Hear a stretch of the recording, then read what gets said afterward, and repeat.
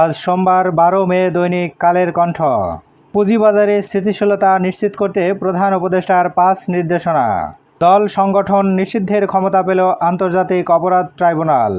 জুলাই গণহত্যা, হাসিনা কামাল মামুনের মামলার তদন্ত শেষ, আজ প্রতিবেদন দাখিল। ভোটেও নিষিদ্ধ আওয়ামী লীগ, ফেসবুক ইউটিউবে পক্ষে কথা বললেই গ্রেপ্তার। কার্যক্রম নিষিদ্ধ ও বিচারের পদক্ষেপ সঠিক, বিএনপি। আইন উপদেষ্টা, সংবিধান সংস্কার শেষ হতে কমপক্ষে 2 বছর লাগবে। জামায়াত আমির, আলোচনা করে আওয়ামী লীগের কার্যক্রম নিষিদ্ধ করলে ভালো হতো। অধ্যাদেশ জারি, ব্যাংক আর্থিক প্রতিষ্ঠানের সাময়িক মালিকানা নিতে পারবে সরকার। কালুরঘাটে রেল সড়ক সেতু, দক্ষিণ চট্টগ্রামের কোটি মানুষ উচ্ছ্বসিত।